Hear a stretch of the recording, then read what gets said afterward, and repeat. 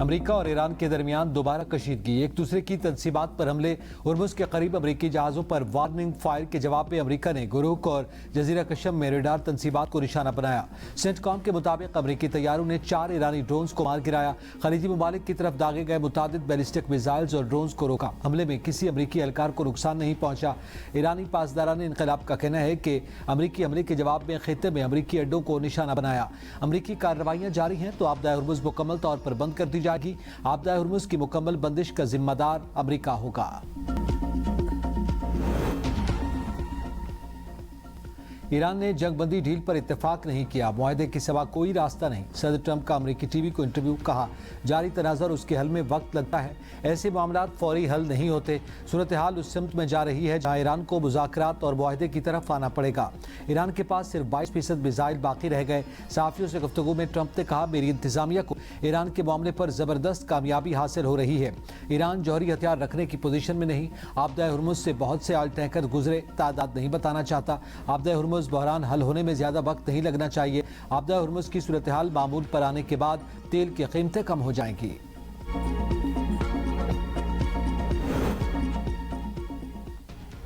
منجمد 24 ارب ڈالر کے بدلے مذاکراتی ڈیڈ لاک کا خاتمہ، ایران کی امریکہ کو پیشکش۔ سپریم لیڈر کے مشیر محسن رضائی کہتے ہیں کہ ایران سے سمجھوتے پر پہنچنے کے لیے یہ بڑی رقم نہیں، یہ پیسہ ایران کا ہی ہے۔ جنگ اور ناکہ بندی جاری رہی تو ایران جنگ کو بحر ہند، بحیرہ احمر، باب المندب اور بحیرہ روم تک لے جائے گا۔ محسن رضائی نے ٹرمپ اور ایرانی سپریم لیڈر کی ملاقات کے امکانات کو بھی مسترد کر دیا۔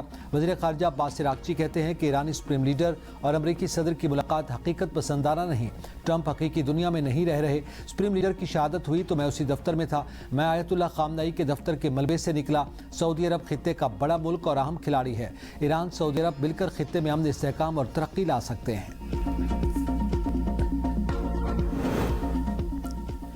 ایران کو داد دینی چاہیے کہ وہ اندرونی طور پر تقسیم نہیں ہوا۔ ایرانی سوسائٹی مسلسل مضبوط ہو رہی ہے۔ روسی صدر پیوٹن کہتے ہیں کہ ایرانی قیادت نے عوام سے اپیل کی تھی کہ وہ ملک کے لیے جان قربان کریں۔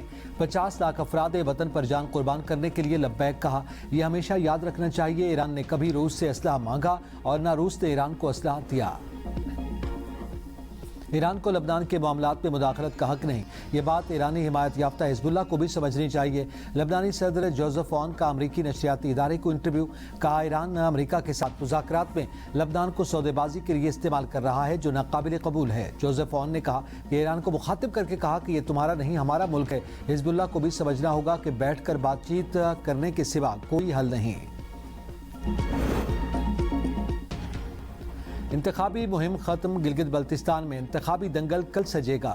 سیاسی پارہائی، ووٹرز پرجوش، سیاسی نعروں کی گونج تمام۔ کون انتخابی مارکا جیتے گا، کس کو شکست ہوگی، فیصلہ عوام کے ووٹ سے ہوگا۔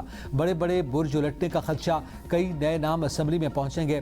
پولنگ سامان کی ترسیل اور سیکیورٹی انتظامات مکمل، حساس پولنگ اسٹیشنز پر سیکیورٹی ہائی الرٹ، پولنگ عملے کی بریفنگ مکمل، کنٹرول رومز فعال۔ GBA 2 گلگت 2 کے سیاسی دنگل میں نون لیگ کے حافظ حفیظ الرحمان، IPP کے فتح اللہ خان، پیپلز پارٹی کے جمیل احمد اور PTI کے آزاد امیدوار عتیق پیرزادہ مد مقابل۔ GBA 13 استور 1 میں سابق وزیر اعلیٰ خالد خورشید کی والدہ شاہدہ خورشید اور نون لیگ کے فرمان علی کے درمیان کانٹے کا مقابلہ متوقع۔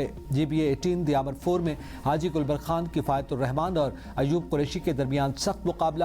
GBA 7 سکردو میں پیپلز پارٹی کے توقیر مہدی شاہ، IPP کے راجہ جلال حسین مقبون، نون لیگ کے اکبر تابان اور PTI کے راجہ زکریا مقبون میں سخت مقابلہ۔ گلگت بلتستان اسمبلی کی 24 نشستوں پر 403 امیدوار مد مقابل، مجموعی طور پر 396 مرد جبکہ 8 خواتین امیدوار بھی انتخابی میدان میں موجود ہیں۔ پیپلز پارٹی 23 امیدواروں کے ساتھ سر فہرست، نون لیگ کے 22، استحکام پاکستان پارٹی 15، پاکستان مسلم لیگ 11، JUI فے کے 9 امیدوار میدان میں ہیں۔ MWM کے 7، جماعت اسلامی اور MQM کے 6 امیدوار انتخابی دوڑ میں شامل۔ 266 آزاد امیدوار بھی الیکشن لڑ رہے ہیں۔ کل 9 لاکھ مجموعی طور پر 58,480 ووٹرز حق رائے دہی استعمال کریں گے۔ جموں و کشمیر جوائنٹ عوامی ایکشن کمیٹی کا عدم قرار، محکمہ داخلہ آزاد کشمیر کے نوٹیفیکیشن کے مطابق جموں و کشمیر ایکشن کمیٹی جوائنٹ عوامی ایکشن کمیٹی اور عوامی ایکشن کمیٹی کے نام سے کام کرنے والی تنظیم کو فرسٹ شیڈول میں شامل کر دیا گیا۔ صدر آزاد کشمیر نے منظوری دے دی۔ 38 में से 35 मुतालबात मंजूर। एक्शन कमेटी फिर भी एहतजाज पर बज़िद। आज़ाद कश्मीर हुकूमत का एक्शन कमेटी को मुतालबात के नाम पर अपनी मर्जी मुसल्लत करने की इजाज़त न देने का फैसला। 9 जून को इंतखाबी अमल में रुकावट अवामी हुकूक का दिफा नहीं, जमहूरी अमल को मुतासर करने की कोशिश होगी। हर धर्मी के जरिए अमन अमान खराब करने की कोशिश पर कानून के तहत कार्रवाई का फैसला। सुप्रीम कोर्ट आज़ाद जम्मू कश्मीर में मुहाजिरीन की नशिस्तों से मुताल्लिक रेफरेंस पर समाअत आज होगी। आज़ाद कश्मीर में आम इंतखाबात 27 जुलाई को होंगे। इलेक्शन फौज की निगरानी में करवाए जाएंगे। रेंजर्स भी तलब 45 नशिस्तों पर कागजात नामजदगी 9 जून से वसूल किए जाएंगे। Chief election commissioner justice retired गुलाम मुस्तफ़ा मुगल ने शेड्यूल जारी कर दिया। इंतखाबी ज़ाब्ते अखलाक जारी। तरक्याती फंड, सरकारी मशीनरी और सरकारी वसाइल के इंतखाबी मकासद के लिए इस्तेमाल पर पाबंदी आयद। तकर्रियों और तबादलों पर भी पाबंदी आयद। मुताल्लिका इदारों को हिदायत पर सख्ती से अमल दरामद यकीनी बनाने का हुक्म। हुकूमत ने तेल कीमतों में कमी का पूरा फायदा आवाम को मुंतकिल न किया। पेट्रोल की कीमत में सिर्फ 4 रुपए कमी। डीजल की कीमत 380 रुपए फी लीटर बरकरार। पेट्रोल की नई कीमत 376 रुपए फी लीटर मुकर्रर। भट्टी का तेल 8 रुपए 70 पैसे महंगा कर दिया गया। भट्टी के तेल की नई कीमत 280 रुपए 70 पैसे फी लीटर मुकर्रर। डिजिटल निज़ाम न अपनाने वाले बरामद कुनंदगान के टैक्स रिफंड्स रोकने का फैसला। आइंदा बजट में डिजिटल आई सिस्टम और डिजिटल इनवाइसिंग लाजमी करार दिए जाने का इम्कान। टेक्सटाइल, लेदर, सर्जिकल, कालीन और स्पोर्ट्स गुड्स सेक्टर मुतासर होने का खदशा। FPR फॉस्टर सिस्टम में नया रिस्क पैरामीटर शामिल करेगा। बरामद कुनंदगान के लिए रिफंड्स का उसूल डिजिटल कंप्लायंस से मशरूत होगा। पेशावर हाई कोर्ट में टेस्को मुलाजमीन की मुफ्त बिजली की सहूलत खत्म करने का हुकूमती नोटिफिकेशन मुअत्तल कर दिया गया। अदालत ने 5 दिसंबर 2023 और 6 मई 2026 के हुकूमती नोटिफिकेशंस पर अमल दरामद भी रोक दिया। टेस्को मुलाजमीन की मुफ्त बिजली की सहूलत की मुअत्तली के खिलाफ दायर रिट पिटीशन पर अबूरी हुक्मनामा जारी। नेशनल अस्पताल मुल्तान से 7 लाख रुपए मालियत के 1400 से जायद पंखे चोरी। बेसमेंट में 2100 से जायद पंखे मौजूद थे।